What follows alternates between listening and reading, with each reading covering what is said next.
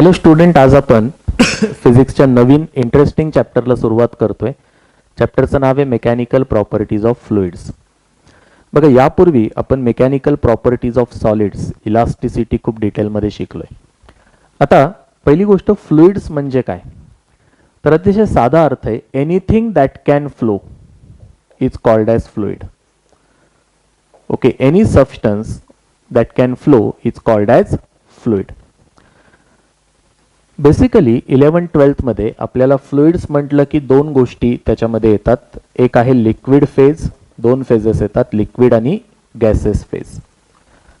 Plasma ही phase सुद्धा fluids म्हणून consider केली जाते. मात्र 11-12 मध्ये आपल्या समोर प्लाझ्मा फेज काही येणार नाहीये, त्यामुळे त्याबद्दल आपण बोलू नये. आपण प्रामुख्याने विचार करतोय लिक्विड आणि gases, they both can flow, so they together are called as fluids. बऱ्याच वेळेस फ्लुइड म्हटलं की आपण ते समानार्थी शब्द सिनोनिम सारखं वापरतो लिक्विड्सला. Okay, but remember, when I say fluids it includes both liquids as well as gases. काय वैशिष्ट्य असतं या फ्लुइडचं? सगळ्यात महत्वाचं, फ्लुइड फ्लो होऊ शकतं. आता फ्लो होणं म्हणजे काय, बरोबर आहे? बघा, सॉलिडचा आपण विचार केला तर त्याला एक डेफिनाइट शेप आहे, बरोबर? आणि जर सॉलिडच्या सरफेसला टँजेन्शियल फोर्स अप्लाय केला तर सॉलिडचा शेप बदलू शकतो, बरोबर आहे?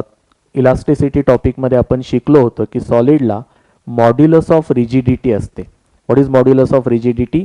काय मेजर करतं modulus of rigidity? Ability of solid to oppose any change in its shape. जर सॉलिडला मी जर टँजेन्शियल फोर्स असा अप्लाय केला तर हा टँजेन्शियल फोर्स काय करणार आहे? ही लेयर सपोज खालचा बॉटमची लेयर फिक्स आहे या सॉलिडची, बरोबर आहे? आणि इथे असा टँजेन्शियल फोर्स अप्लाय केला, काय होतं या फोर्समुळे? शेप बदलतो, है ना? परंतु हा शेप बदलतच राहतो का? नाही. काही काळानंतर हे डिफॉर्मेशन थांबतं, बरोबर आहे? देर इज अ इक्विलिब्रियम. का बरं? Applied force. आणि मग या सॉलिडमध्ये काय जनरेट होतात? इंटरनल रिस्टोरिंग फोर्सेस जनरेट होतात. सो इंटरनल रिस्टोरिंग फोर्सेस हे काय करतात? या एक्सटर्नल फोर्सला अपोज करतात, बरोबर आहे? आणि मग त्याचा जो बदलणारा शेप आहे तो थांबतो, तो याच्या पुढे त्याचं डिफॉर्मेशन होत नाही. हे जे शेप बदलण्याला करणारा विरोध आहे, ओके, हे मोजण्यासाठी आपण काय वापरतो? Modulus of rigidity. काय प्रकार होता modulus of rigidity? Shear stress upon shear strain. Okay, shear stress म्हणजे अतिशय सोपं होतं. काय होतं shear stress? Force per unit area, tangential force per unit area म्हणजे शियर स्ट्रेस. आणि स्ट्रेन काय होतं आठवतंय का? Lateral displacement of any layer divided by distance from fix layer वगैरे वगैरे अशी डेफिनेशन होती. सॉलिडला एक डेफिनाइट मॉड्युलस ऑफ रिजिडिटी असतं.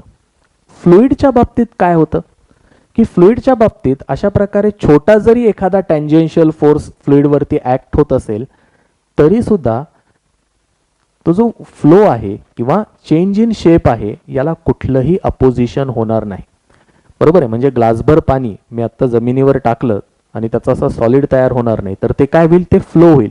फ्लो होईल म्हणजे काय? एक लेयर दुसऱ्या लेयरवरनं स्लिप होईल, फ्लुइड पसरेल.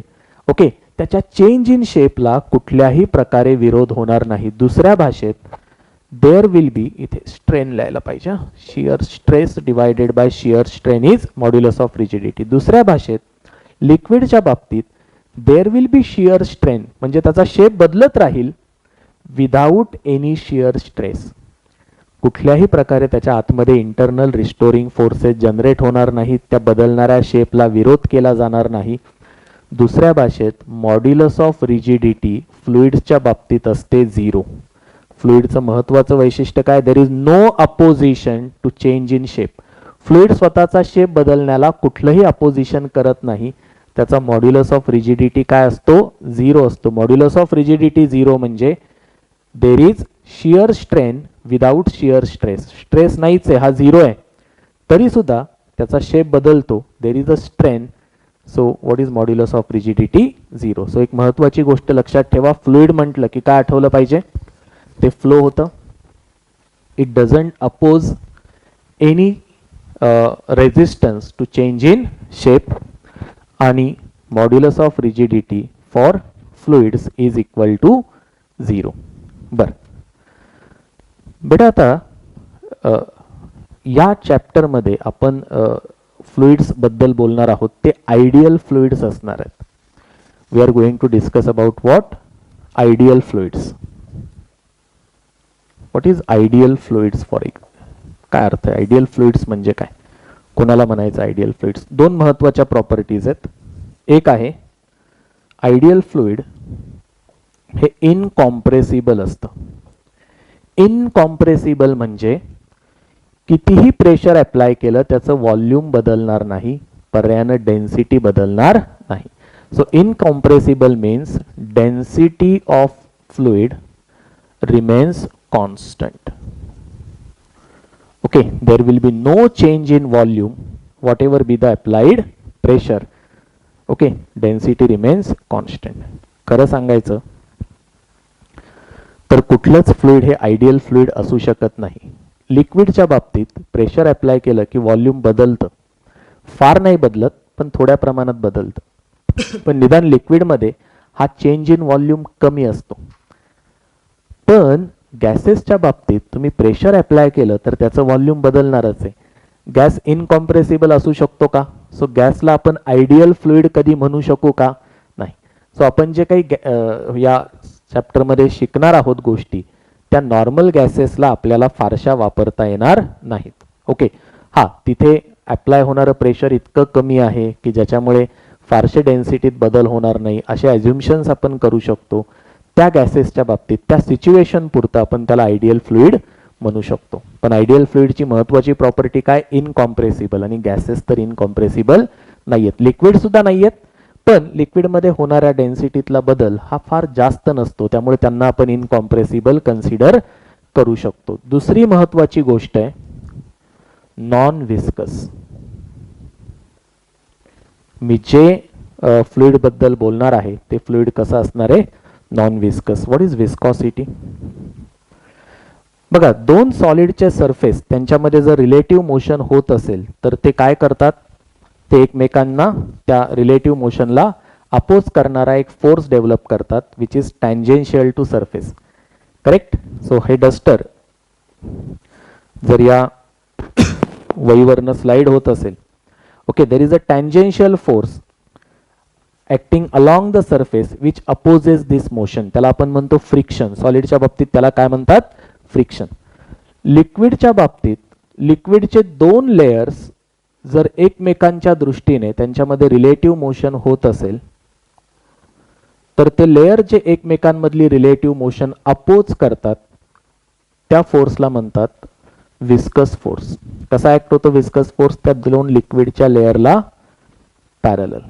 ठीक आहे, सरफेसला पॅरलल. या चॅप्टरमध्ये आम्ही जे लिक्विड फ्लुइड्स बोलणार आहोत त्या फ्लुइड्स कसे आहेत? नॉन विस्कस आहेत. म्हणजे लिक्विडचे दोन लेयर्स कधीही एकमेकांवरती टँजेन्शियल फोर्स लावणार नाहीत. एकमेकांशी कॉन्टॅक्टमध्ये असणारे लिक्विडचे लेयर सरफेसेस हे एकमेकांवरती जो फोर्स लावतील तो कायम सरफेसला कसा असेल? परपॅन्डिक्युलर असेल. विस्कस फोर्स त्या ठिकाणी असणार नाहीत. कंपल्सरी हे लिक्विड कसं आहे? Non viscous. सो जेव्हा मी आयडियल फ्लुइड बद्दल बोलतो तेव्हा मी इनकॉम्प्रेसिबल आहे ते फ्लुइड हे गृहीत धरलेलं असतं, ते नॉन विस्कस आहे हेही गृहीत धरलेलं असतं. आयडियल फ्लुइडचा जेव्हा फ्लो आपण शिकतो त्यावेळेस तो इररोटेशनल असतो. अर्थात ही काही इररोटेशनल फ्लोची प्रॉपर्टी झाली, ती काही फ्लुइडची प्रॉपर्टी नाहीये. पण आयडियल फ्लुइडचा फ्लो जेव्हा आपण शिकू तेव्हा तो कसा असेल? इररोटेशनल फ्लो असेल. स्टेडी फ्लो पण असेल वगैरे वगैरे, या सगळ्या पुढच्या गोष्टी आहेत. मात्र आयडियल फ्लुइडच्या ह्या प्रमुख दोन प्रॉपर्टीज आहेत. कुठल्या? इनकॉम्प्रेसिबल आणि नॉन विस्कस. बर, कट करा. आता थ्रूआउट या चॅप्टरमध्ये एक महत्त्वाची गोष्ट आपण कायम लक्षात घेणार आहोत की एखादा इमॅजिनरी सरफेस एरिया मी ड्रॉ केला लिक्विडमध्ये. ओके, तर सपोज याच्यामध्ये वरती पण लिक्विड आहे, खालनं पण लिक्विड आहे. आता हे लिक्विड जो फोर्स लावेल, ओके, लिक्विडचा एक सरफेस दुसऱ्या सरफेसवरती जो फोर्स लावेल त्याच्यामध्ये टँजेन्शियल कंपोनेंट्स असणार नाहीत. त्याच्यामध्ये फक्त याच्यावरती असणारं लिक्विड या सरफेसवरती जो काही फोर्स लावेल तो कसा असेल, या सरफेसला परपेंडिक्युलर. बरोबर, याच्या खालती असणारं लिक्विड त्या सरफेसवरती जो काही फोर्स लावेल तो कसा असेल, या सरफेसला perpendicular. Agree with this. Surface हॉरिझॉन्टलच पाहिजे असं काही नाही. सपोज असा काहीतरी व्हर्टिकल सरफेस आहे लिक्विडमध्ये. ओके, इमॅजिनरी व्हर्टिकल सरफेस मी लिक्विडमध्ये कन्सिडर केला. एग्री विथ दिस. तर याच्यामध्ये सुद्धा जो फोर्स ऍक्ट होणार आहे तो असा असणार आहे. Agree, perpendicular to that surface. लिक्विडचा एखादा पार्ट दुसऱ्या पार्टवरती जेव्हा फोर्स लावतो तो फोर्स त्या लिक्विडच्या पार्टच्या सरफेसला कायम आणि कायम कसा असणार आहे, परपेंडिक्युलर. टँजेन्शियल फोर्स एक लिक्विड दुसऱ्या लिक्विडचा एक पार्ट, बरोबर आहे, किंवा लिक्विड एक छोटासा लिक्विडचा भाग दुसऱ्या लिक्विडच्या भागावरती कुठलाही टँजेन्शियल फोर्स लावू शकत नाही. तो फोर्स कायम कसा असतो, परपेंडिक्युलर असतो. बरं बेटा, आता चॅप्टरमध्ये पुढे आपण जाणार आहोत. त्या चॅप्टरचे 3 पार्ट्स आहेत. पहिला पार्ट आहे hydrostatics. What is hydrostatics? Hydrostatics is a branch which deals with the properties of liquid at rest. काय शिकणार आहोत आपण इथे? To be more clear, fluids at rest. What we are going to discuss, properties of fluids at rest under hydrostatics. दुसरा part ना, पहिली गोष्ट आपण हायड्रोस्टॅटिक्स मध्ये शिकणार आहोत त्यामध्ये pressure of a fluid. Before we discuss about pressure of a fluid, general आपण pressure as a physical quantity पहिल्यांदा डिस्कस करूयात. प्रेशर काय असतं? Pressure is defined as thrust per unit area. Thrust per unit area, किंवा it is also defined as force acting perpendicular per unit area. Okay, so pressure is force acting perpendicular per unit area किंवा perpendicular force acting per unit area. Okay, नुसतं force acting per unit area नाही, perpendicular force. याचा अर्थ समजून घ्या. Suppose I have this surface area. Okay, horizontal surface area, and there is some force acting like this. बरोबर आहे. नाव suppose the angle made by this force with vertical is theta. ठीक आहे. आता या फोर्सचे मी 2 कंपोनेंट्स घेऊ शकतो. एग्री. या सरफेसला परपेंडिक्युलर काय हा कंपोनेंट f cos theta आणि या सरफेसला पॅरलल काय हा कंपोनेंट f sin theta. या सरफेस वरती ऍक्ट होणारं प्रेशर किती असेल? The pressure is equal to f cos theta. Okay, the force which is perpendicular to surface per unit area. Do you agree? आता inside a liquid, लिक्विडच्या आतमध्ये जेव्हा आपण बोलत असू, okay, suppose this is a container आणि या container मध्ये liquid आहे. बरोबर आहे. लिक्विडच्या आतमध्ये मी कुठेही सरफेस ड्रॉ केला, फ्री सरफेस, इमॅजिनरी, इमॅजिन करा. बरोबर आहे. तर लिक्विडचा इतर भाग या लिक्विडच्या एलिमेंट वरती, या लिक्विडच्या सरफेस वरती जो फोर्स लावेल हा कायमच कसा असेल, त्या सरफेसला परपेंडिक्युलर. ओके, बघा, सॉलिड्सच्या प्रॉपर्टीज डील करताना आपण फोर्सच्या भाषेत भरपूर वेळेस बोलतो. बरोबर आहे. इथे लिक्विडच्या बाबतीत फोर्सच्या ऐवजी प्रेशरमध्ये बोलणं किंवा प्रेशर ही टर्म वापरणं जास्त इझी आहे किंवा जास्त प्रॅक्टिकल आहे किंवा जास्त फायद्याचं आहे. याचं कारण काय की एखादा लिक्विडचा मी इमॅजिनरी सरफेस कन्सिडर केला अंडर हायड्रोस्टॅटिक कंडिशन. म्हणजे काय? Liquid is at rest. तर या इलेमेंटवरती, या छोट्याशा इलेमेंटवरती इतर लिक्विडमुळे ॲक्ट होणारा फोर्स हा कायम कसा असेल, या सरफेसला परपेंडिक्युलर. हे खालचं लिक्विड याच्यावरती फोर्स लावेल, परपेंडिक्युलर. हे वरचं लिक्विड या सरफेस एरियावरती फोर्स लावेल, तो कसा असेल, perpendicular. and this perpendicular force per unit area is called as what? Pressure. काय म्हणतो आपण त्याला? प्रेशर. बर, मला सांगा प्रेशरचं युनिट काय असेल? What will be unit of pressure? What will be unit of pressure? साधी गोष्ट आहे, हा फोर्स आहे per unit area, so SI unit of pressure newton per metre square. काय युनिट आहे? Newton per metre square. यालाच आपण पास्कल असंही म्हणतो. So it is also called as pascal, symbol capital PA. Correct. अजून कुठले युनिट्स आहेत? एक मोठं युनिट वापरलं जातं bar. So what is 1 bar? 1 bar is 10⁵ pascal. Okay, often to use this unit. 1 bar is what? 10⁵ pascal. So पटपट लिहून घ्या. प्रेशरचं SI युनिट आहे न्यूटन पर मीटर स्क्वेअर किंवा पास्कल. 1 bar is 10⁵ pascal. बर, आता पुढचा महत्वाचा मुद्दा आहे की प्रेशर ही स्केलर क्वांटिटी की वेक्टर. बघा बेटा, प्रेशर ही स्केलर क्वांटिटी आहे. Whenever I talk about pressure at any point, okay, कुठल्याही पॉइंटला मी ज्यावेळेस प्रेशर ही टर्म वापरतो, प्रेशरला अशी स्वतःची काही डायरेक्शन असते का? प्रेशरला स्वतःची काही डायरेक्शन नसते. Whenever I am talking about pressure acting on this surface area, I always mean perpendicular force per unit area. Correct. So pressure ही स्केलर क्वांटिटी आहे. प्रेशरला स्वतःची अशी काहीही डायरेक्शन नसते. Is it very clear? झेपतंय सगळ्यांना? बरं, आता आपण डिस्कस करणार आहोत pressure due to liquid column. Okay, stationary लिक्विडमध्ये एखाद्या पॉइंटला लिक्विड कॉलममुळे किती प्रेशर असतं?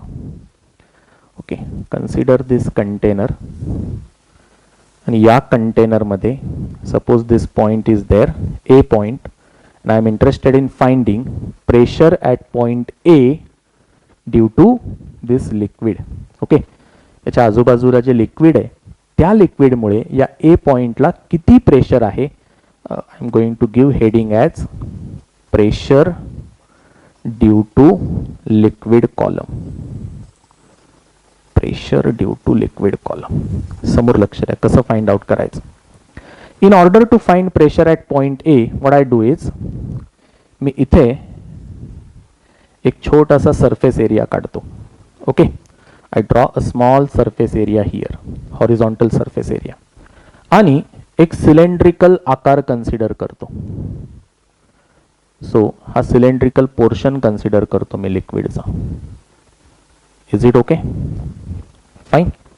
इमॅजिनरी सिलेंड्रिकल पोर्शन कन्सिडर केला. मला या A पॉइंटला किती प्रेशर आहे ते फाइंड करण्यामध्ये सगळा इंटरेस्ट आहे. बरं, आता A पॉइंटला असणारं pressure due to this liquid column. So मी इमॅजिनरी एक लिक्विड कॉलम इथे कन्सिडर केला. या सिलेंडरचा सरफेस एरिया जो बॉटमचा आहे त्याला कॅपिटल A म्हणूयात. चला, या पॉइंटला नाव वेगळं देऊयात. आपण काहीतरी नाव देऊयात या पॉइंटला, B नाव देऊयात. ओके, कारण याचा एरिया मी A ने दाखवलाय, कन्फ्युजन नको. सो या B पॉइंटला असणारं प्रेशर काढण्यासाठी एक छोटासा एरिया कन्सिडर केला. किती एरिया आहे? A. सिलेंडर कन्सिडर केलं. ओके, किती हाईट आहे या सिलेंडरची? Let H be the height of cylinder. ठीक आहे. या सरफेसवरती ऍक्ट होणारा या लिक्विडमुळे टोटल फोर्स म्हणजे या लिक्विडचं वेट असणार आहे. या सिलेंडरमध्ये जे लिक्विड आहे त्याचं वेट या सरफेसवरती लिक्विडमुळे ऍक्ट होते. What is that weight? That weight will be mg. Correct. Mass of this liquid into g. या लिक्विडचं मास किती आहे? Volume into density. Volume into density. Volume किती आहे सिलेंड्रिकल पोर्शनचं सांगा? Cross section area into height is volume. Correct. Into density into g. So किती weight आहे या सरफेसनं, या इमॅजिनरी सरफेसवरती जे लिक्विड आहे या सिलेंडरमध्ये त्याचं वेट किती आहे? त्याचं वेट आहे AH रो जी. सो या सरफेसवरती हे जे वेट ऍक्ट होतंय, ओके, किती वेट आहे ते AH रो जी. कुठल्या डायरेक्शनमध्ये ऍक्ट होतंय? Vertically downward. अर्थातच या सरफेसला परपेंडिक्युलर. सो या वेटमुळं या सरफेसवरती जे प्रेशर येत आहे कसं फाइंड करणार आपण? परपेंडिक्युलर फोर्स mg म्हणजेच AH rho g per unit area. Agree with this. बघा ए कॅन्सल होणार आहे. What is this? H rho G.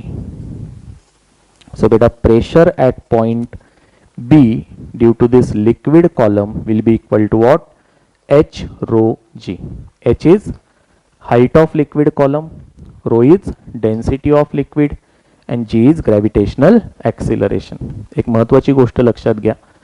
This pressure will be independent of area of the cylinder consider. बरोबर आहे. हा area मी किती घेतला, हा एरिया जर वाढवला, बरोबर आहे, करेक्ट, एरिया टर्म कॅन्सलच होणार आहे, बरोबर आहे. सो इथल्या प्रेशरच्या एक्सप्रेशनमध्ये त्या एरियाच्या चॉईसनं कुठलाही फरक पडणार नाहीये. झेपतंय सगळ्यांना? So this is the formula for pressure due to liquid column. कशावर अवलंबून आहे? It depends on the height of liquid column above that point. या बी पॉइंटला या लिक्विडमुळे असणारं प्रेशर हे किती आहे? एच रो जी. किती प्रेशर आहे?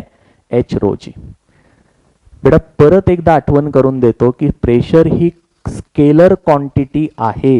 म्हणजे या बी पॉइंटला असणारं प्रेशर, इथे ऍक्ट होणारा फोर्सला डायरेक्शन होती, परंतु या बी पॉइंटला असणारं प्रेशर किती आहे? What is pressure at point B due to liquid column?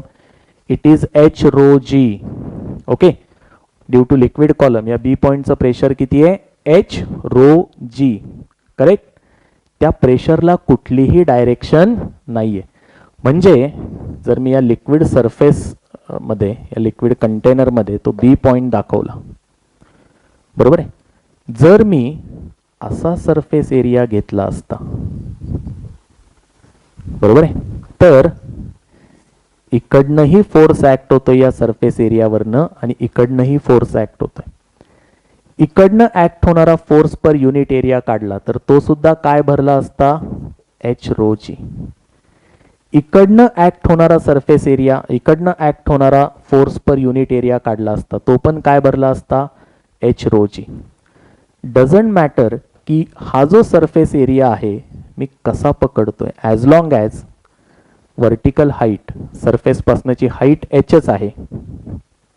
Okay, छोटासा एरिया कन्सिडर करा. ही हाईट जोपर्यंत बदलत नाही तोपर्यंत तो सरफेस एरिया मी कसा कन्सिडर करतोय यानी काहीही फरक पडणार नाही. येते लक्षात? इथे सुद्धा हा फोर्स पर युनिट एरिया काढला तर किती बरेल? एच रो जी. हा फोर्स पर युनिट एरिया काढला तर किती बरेल? एच रो जी. येते लक्षात?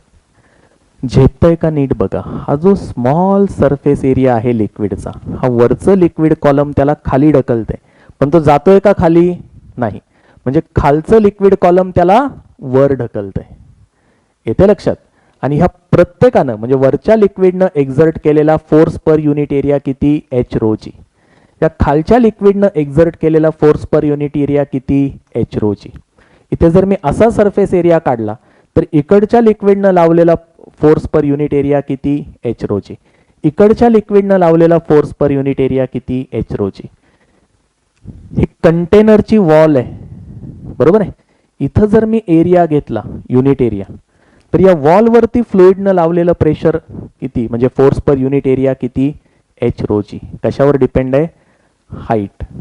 तो जो पॉइंट आहे तो सरफेस पासनं किती खाली आहे. आर यू गेटिंग दिस? प्रेशरला कुठलीही डायरेक्शन नाही, ही महत्वाची गोष्ट समजून घ्या. हायड्रोस्टॅटिक्समध्ये जर हा लिक्विडचा सरफेस इथेच राहायचा असेल, त्याचा एक्सिलरेशन व्हायचं नसेल, तर upward force should be balanced by downward force. कळते? अच्छा, महत्वाचा मुद्दा काय होता इथे? प्रेशर ड्यू टू लिक्विड कॉलमचा फॉर्म्युला मिळाला आम्हाला. काय फॉर्म्युला मिळाला? H rho g. काय फॉर्म्युला मिळाला? H rho g. आता एक अजून महत्वाची टर्म आपण डिस्कस करणार आहोत, ॲटमॉस्फेरिक प्रेशर. आपण आता इथे उभे आहोत, आपल्या वरती अर्थचा ॲटमॉस्फिअर आहे, बरोबर आहे. ॲटमॉस्फिअर आहे म्हणजे त्याच्यामध्ये एअर आहेत, बरोबर आहे. प्रामुख्यानं कुठलं फ्लुइड आहे आपल्या डोक्यावरती? एअर आहे. आणि हे जे एअर आहे, हा जो एअरचा कॉलम आहे, त्याच्यामुळे आपल्यावरती जे प्रेशर येतं, अर्थच्या सरफेसवरच्या कुठल्याही ऑब्जेक्टवरती जे प्रेशर येतं त्याला म्हणतात ॲटमॉस्फेरिक प्रेशर. अर्थातच हे ॲटमॉस्फेरिक प्रेशर कशावर अवलंबून असेल?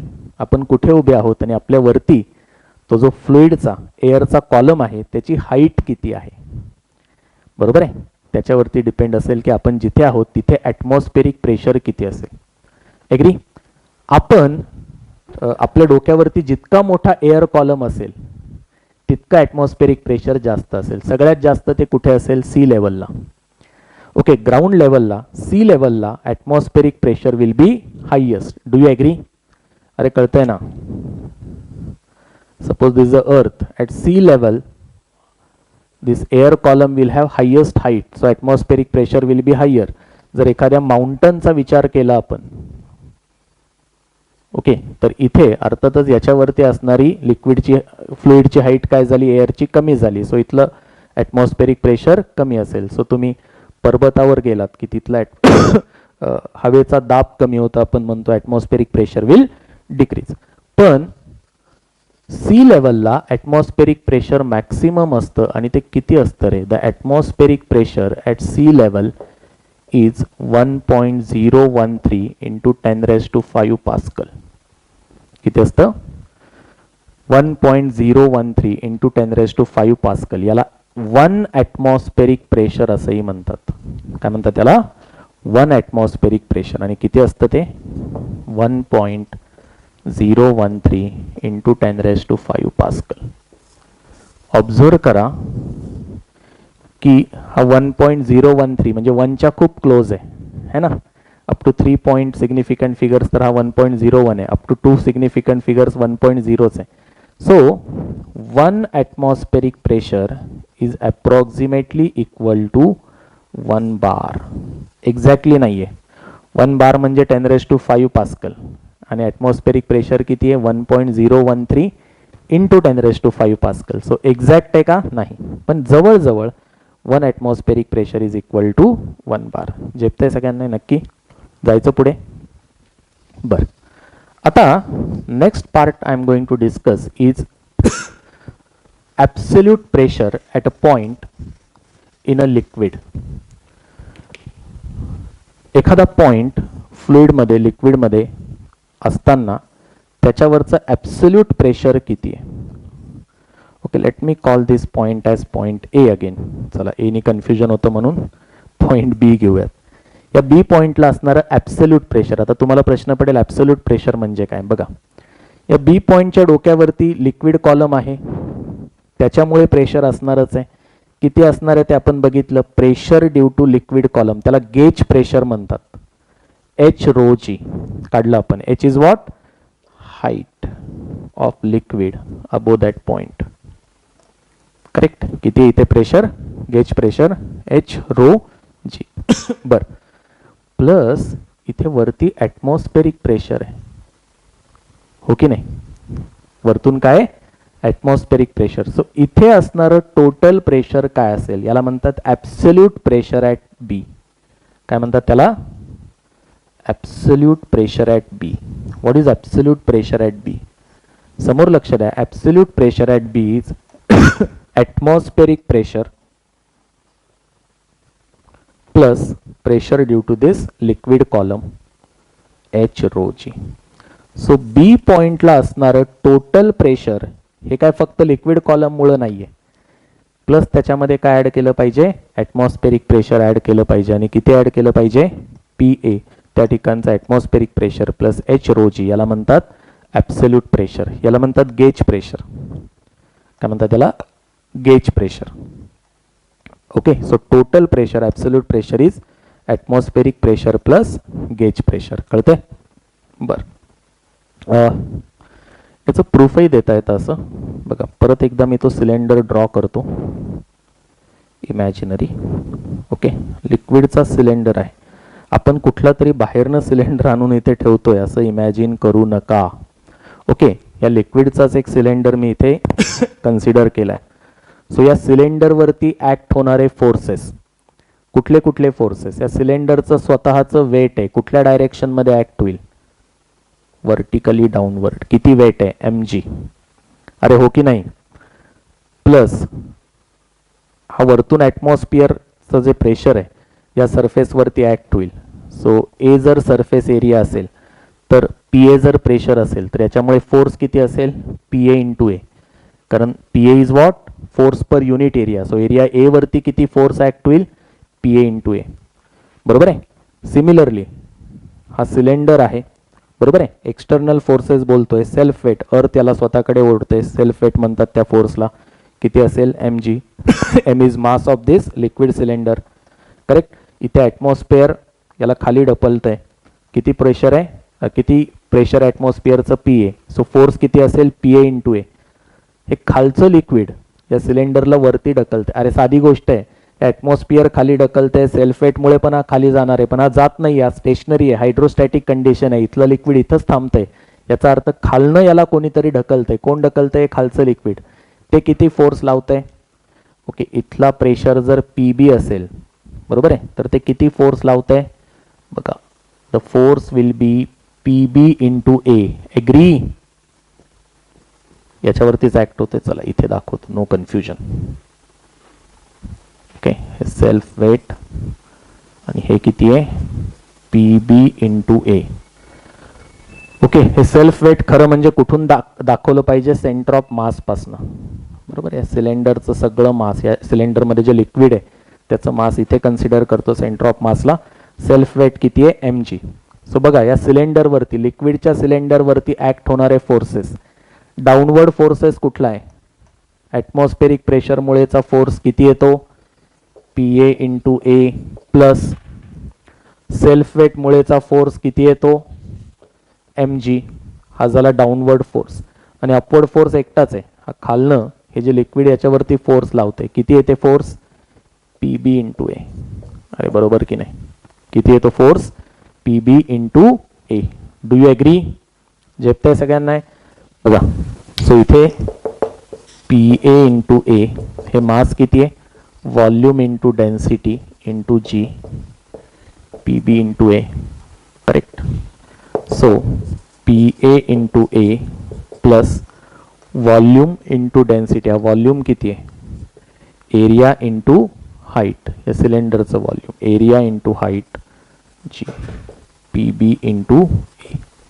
सगळीकडे ए आहे, हा ए कॅन्सल होईल. So pressure at A plus H rho g is equal to pressure at B. This is total pressure at B. मगाशी जो PB लिहिला होता याच्या अगोदरच्या एक्सप्रेशनमध्ये, तो कशासाठी लिहिला होता मी? Pressure due to liquid column. आता टोटल प्रेशर, बी पॉइंटला असणारं टोटल प्रेशर हे काय असणार आहे? Atmospheric pressure plus H rho g. याचं प्रूफ आहे. कळालं सगळ्यांना? ऑल ऑफ यू अंडरस्टूड दिस?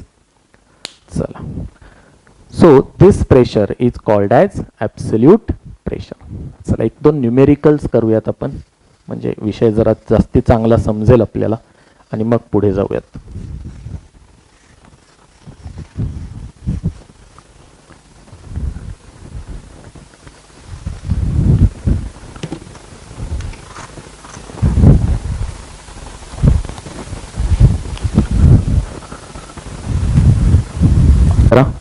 बेटा समोर लक्ष द्या. आता हा क्वेश्चन बघा, इझी क्वेश्चन आहे. आपण आत्ता शिकलो की pressure due to liquid column, सरळ सरळ ॲप्लिकेशन आहे. A swimmer is swimming in a swimming pool at 6 meter below the surface of water. Find pressure on swimmer due to water and absolute pressure on swimmer. दोन प्रश्न आहेत. Swimmer आहे जो 6 metre पाण्याच्या सरफेसच्या खाली पोहतोय. Okay, so that swimmer is swimming, okay, 6 metre below the surface of water. So what is the height? 6 metre. Okay, height of liquid column is 6 metre. Correct. तर तुम्हाला फाइंड करायचं आहे pressure on swimmer due to water, gauge pressure, आणि absolute pressure. Absolute pressure म्हणजे हे वॉटरचं pressure plus atmospheric pressure. चला, calculation सोपे राहावेत यासाठी जी 10 घेतलाय आणि ॲटमॉस्फेरिक प्रेशर 10⁵ पास्कल घेतलंय, ते 1.013 बाजूला ठेवलंय. बघा काय होईल? गेज प्रेशर और pressure due to water will be equal to H rho g. H is height of liquid column, rho is density of water. किती असते डेन्सिटी? कायम कन्फ्युजन होतं.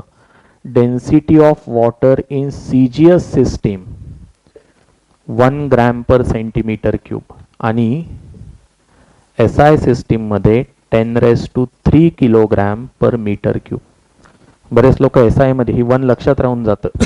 Density of water is 1 gram per centimetre cube. SI system मध्ये किती आहे? Density of water 10⁻³ kilogram per metre cube आणि g किती दिलाय आम्हाला 10. ओके, सो बघा what will happen, this will be 6 into 10⁻⁴, correct, pascal. Correct, काय आन्सर येईल 6 into 10⁻⁴ पास्कल. हे काय झालं, प्रेशर ड्यू टू वॉटर. आणि टोटल ॲब्सोल्यूट प्रेशर पाहिजे असेल आम्हाला तर आम्ही काय करू, हे जे गेज प्रेशर आहे त्याच्यामध्ये काय ॲड करू, ॲटमॉस्फेरिक प्रेशर. बरोबर आहे. याला गेज प्रेशर यासाठी म्हणतात की ही कुठलीही प्रेशर मेजरिंग डिव्हाइस, ओके, हे प्रेशर मोजतं आणि त्याच्यामध्ये ॲटमॉस्फेरिक प्रेशर ॲड केलं की आपल्याला त्या ठिकाणचं टोटल प्रेशर मिळतं. चला, सो ॲटमॉस्फेरिक प्रेशर 10⁻⁵ आहे प्लस गेज प्रेशर आहे 6 into 10⁻⁴. So this can be written as 0.6 into 10⁻⁵. ठीक आहे, आणि मग हे काही 10⁻⁵ कॉमन घेतला, 1 + 0.6 is 1.6 into 10⁻⁵ pascal. This will be the absolute pressure on swimmer. I hope सगळ्यांना कळते हे. कट करा. आता एक महत्वाची प्रॉपर्टी आहे हायड्रोस्टॅटिक्स मध्ये, सेम हॉरिझॉन्टल लेवलला प्रेशर हे कायम सेम असतं. ओके, म्हणजे सपोज या कंटेनरमध्ये लिक्विड आहे, I am talking about these 2 points. Okay, this is point Q and this is point R and they're at same horizontal level. Okay, तर या Q आणि R पॉइंटला pressure has to be same. Okay, याचं proof खूप easy आहे, खूप easily prove करता येईल आपल्याला. कसं प्रूव्ह करता येईल बघा, इथे मी एक सिलेंडर, हॉरिझॉन्टल सिलेंडर आता कन्सिडर करतो. Okay, this is a horizontal cylinder. So इथलं जे प्रेशर आहे, ओके, हा सिलेंडर आहे, या सरफेसवरती इकडनं जे प्रेशर ॲक्ट होणार आहे, सपोज हा Q पॉइंट आहे, हा R पॉइंट आहे. सो इथलं pressure PQ, surface area A.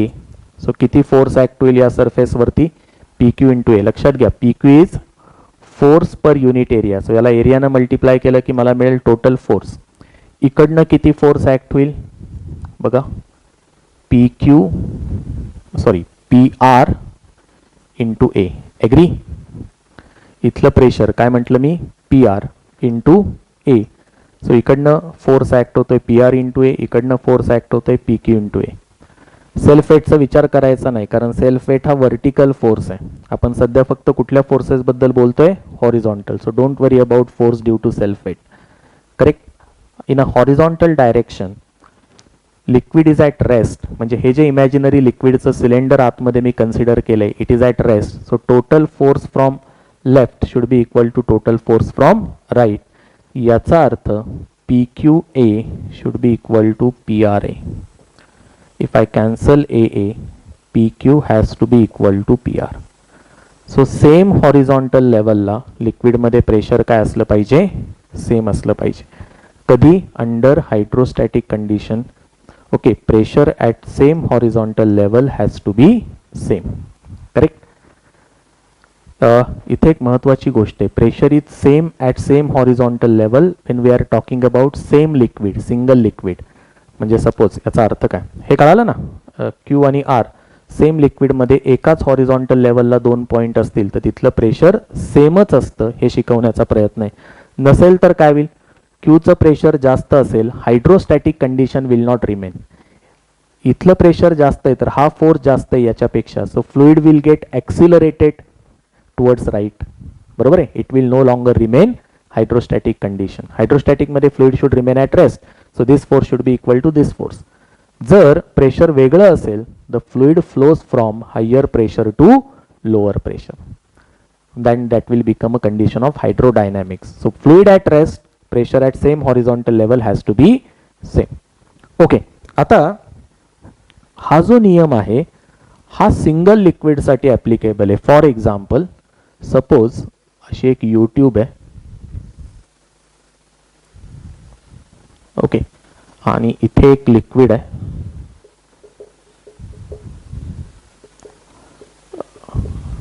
Okay, suppose water आहे काहीतरी, आणि इथे या आर्म मध्ये वरती थोड्या पार्ट मध्ये मी मर्क्युरी टाकलंय. Okay, what is here? I have kept mercury over here. Some different liquid is there. Say mercury is there. हे वॉटर आहे आणि हे मर्क्युरी आहे. ठीक आहे. आता हे दोन पॉइंट्स कन्सिडर करा, क्यू आणि आर सेम हॉरिझॉन्टल लेवलला आहेत, परंतु एक वॉटर मधला आहे आणि एक मर्क्युरी मधला आहे. सो इथे असं म्हणणं योग्य आहे का pressure at Q is equal to pressure at R? The answer is not necessary. या दोन पॉइंटला प्रेशर सेम असण्याची गरज नाही. हा, पण इथे दोन पॉइंट्स आहेत समोर, क्यू डॅश आणि आर डॅश. ओके, आता नाही मॅटर करत की यांच्या डोक्यावरती काय आहे, वॉटर आहे मर्क्युरी. हे दोन्ही पॉइंट कुठले आहेत? वॉटर मधलेच आहेत, सेम हॉरिझॉन्टल लेवलला आहेत म्हटल्यावरती यांच्या ठिकाणचं प्रेशर हे काय असलं पाहिजे? कंपल्सरी इक्वल असलं पाहिजे. ओके, सो लिक्विडमध्ये प्रेशर हे हाईटनुसार बदलतं. सेम हॉरिझॉन्टल लेवलला एकाच लिक्विडमध्ये प्रेशर बदलत नाही. हा महत्वाचा मुद्दा आपण इथे शिकलो. लिक्विड कॉलमनं एक्झर्ट केलेलं प्रेशर हे त्या व्हेसलच्या शेपवरती सुद्धा डिपेंड नसतं. म्हणजे फॉर एक्झाम्पल, सपोज या 3 सिच्युएशन आहेत. ओके, आणि या तिन्ही कंटेनर मध्ये लिक्विड आहे up to same height. Okay, same हाईटला दिसत नसतील तर ते ड्रॉइंग स्किलचं लिमिटेशन झालं. बरं, okay, so this is liquid up to same height in all the 3 containers. Fine. Okay, height is same. आणि इथलं प्रेशर आहे pressure at A, pressure B, pressure C. जर या लिक्विड कॉलमचे हाईट सेम असतील,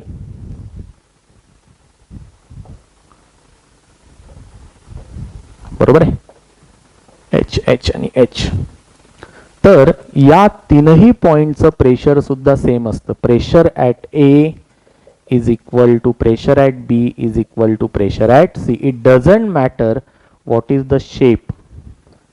त्या कंटेनरचा शेप कसा आहे हे मॅटर करत नाही. पूर्वी जेव्हा हायड्रोस्टॅटिक्स खूप चांगल्या पद्धतीनं आपल्याला समजायचं नाही, ओके, ह्युमन रेसला समजायचं नाही, त्यावेळेस याला हायड्रोस्टॅटिक्स पॅराडॉक्स म्हटलं जायचं. काय म्हटलं जायचं? Hydrostatics paradox. पॅराडॉक्स म्हणजे काहीतरी अनपेक्षित, म्हणजे आपल्या नियमांच्या विरुद्ध काहीतरी घडते. ओके, कारण प्रेशर म्हणजे force per unit area. So अर्थातच इथल्या लिक्विडपेक्षा इथं जास्त लिक्विड बसणार, बरोबर आहे. जास्त लिक्विड का बसणार? कारण भांड्याचा शेप तसा आहे. इथं सगळ्यात कमी लिक्विड बसणार. सपोज असं इमॅजिन करा की या तिघांचाही सरफेस एरिया सेम आहे. हा जो बॉटमचा एरिया आहे हा सेम आहे, हा एरिया, हा एरिया, हा एरिया. ओके, सेम दिसत नसेल तर ते माझ्या ड्रॉइंगमुळे नाही दिसत. Imagine these all areas are same. So कशामध्ये लिक्विड जास्त बसणार आहे? या भांड्यात. मग इथे बसेल, सगळ्यात कमी लिक्विड इथे बसेल. ॲग्री? मग इथल्या लिक्विडचं वेट जास्त आहे, इथल्या लिक्विडचं वेट कमी आहे, बरोबर आहे. तरी सुद्धा या बॉटमचं प्रेशर तिन्ही ठिकाणी इक्वल का आलं? पूर्वी याला म्हटलं जायचं हायड्रोस्टॅटिक्स पॅराडॉक्स. काय म्हटलं जायचं याला? Hydrostatic paradox. ओके, आता आपल्याला याचं पूर्ण एक्सप्लेनेशन माहिती असं का होतं, याच्यात कुठलाही पॅराडॉक्स वगैरे काही नाहीये. बेटा होतं काय, इथं बघा, इथं जे जे फोर्सेस ऍक्ट होत आहेत या लिक्विडवरती, म्हणजे इथे ॲटमॉस्फेरिक प्रेशर ऍक्ट होतच आहे प्रत्येकावरती, बरोबर आहे, काही शंका नाही, बरोबर. लिक्विड कॉलमचंही प्रेशर आहे. ह्याच्या साईड वॉल्स आहेत ना, या सुद्धा लिक्विडवरती प्रेशर टाकतायत. आणि इथं जे प्रेशर आहे, रूल असा आहे की लिक्विडमध्ये जे काही फोर्स आहे तो कसा असला पाहिजे? त्या म्हणजे त्या सरफेसला परपॅन्डिक्युलर. सो इथे सुद्धा हे जे सॉलिड वॉल्स आहेत, या ज्या प्रेशर लावतील किंवा हे जे वॉल्स फोर्स लावतील, प्रेशरला ही काही म्हणजे ही ॲटमॉस्फेरिक प्रेशरची डायरेक्शन नाही आहे. या ॲटमॉस्फेरिक प्रेशरमुळे असणाऱ्या फोर्सची डायरेक्शन मी दाखवली, A × PA. ॲग्री? प्रेशरला कुठली डायरेक्शन नाही. तर ॲटमॉस्फेरिक प्रेशरमुळे असणारा फोर्स ए इंटू पी आहे. इथे या साईड वॉलमुळे जे प्रेशर आहे किंवा जो फोर्स ॲक्ट होतोय त्याच्या डायरेक्शन वॉलला परपॅन्डिक्युलर. पण इथे बघा ह्या दोन्ही रिॲक्शन्स एकमेकांना कॅन्सल करते. इथे या साईड वॉल्समुळे असणाऱ्या रिॲक्शन्स कशा असतात, या वॉलला परपॅन्डिक्युलर असतील. Do you agree? अरे झेपतंय का? कशा असतील या वॉलला परपॅन्डिक्युलर, बरोबर आहे. मग या परपॅन्डिक्युलरमध्ये मी दोन कंपोनंट्स करू शकतो, horizontal and vertical. Horizontal and vertical. Observe करा की हे हॉरिझॉन्टल कंपोनंट्स एकमेकांना काय करतील, कॅन्सल. परंतु हे व्हर्टिकल कंपोनंट्स काय करतील, देर is a resultant upward force. So या ज्या वॉल आहेत या लिक्विडवरती एक रिझल्टंट अपवर्ड फोर्स लावतायत. ॲग्री? अरे झेपतंय. सो इथं जे जास्तीचं लिक्विड झालं होतं या शेपमुळं, त्याचं जे वेट असणार होतं त्याला कोणी बॅलन्स केलंय, या वॉलनं लावलेल्या व्हर्टिकल फोर्सनं. इथं लिक्विड कमी होतं त्यामुळे ओव्हरऑल वेट कमी होणार होतं, इथलं प्रेशर कमी आपल्याला अपेक्षित होतं. पण इथल्या ज्या वॉल्स आहेत त्या ज्या फोर्स लावतील, normal force perpendicular to wall, त्याचे हॉरिझॉन्टल कंपोनंट कॅन्सल होतील, मात्र व्हर्टिकल कंपोनंट कसे असतील त्या फोर्सचे, डाऊनवर्ड. सो कमी वेटमुळे जे काही घडणार होतं ते आता बॅलन्स केलं जाईल या वाढलेल्या नॉर्मल फोर्समुळे. ते कोण करतंय, या वॉल्स करताय. थोडक्यात काय, या तीनही केसमध्ये जर व्हर्टिकल हाईट सेम असेल तर pressure at bottom has to be same. कळतंय सगळ्यांना? Pressure at bottom has to be same. नक्की झेपते? बरं, आता याच्यावरती एक क्वेश्चन विचारतो मी तुम्हाला, हायड्रोस्टॅटिक पॅराडॉक्सशीच रिलेटेड आहे. ओके, प्रेशर हे फक्त आणि फक्त व्हर्टिकल हाईटवरतीच अवलंबून असतं, हे कळालं तुम्हाला. आता क्वेश्चन असा आहे की 3 कंटेनर देतो मी तुम्हाला.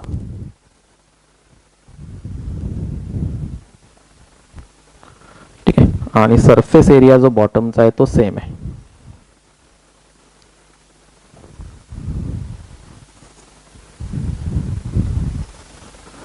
शेप वेगवेगळा आहे, surface area at bottom is same. अच्छा, वेगळा काढायला पाहिजे.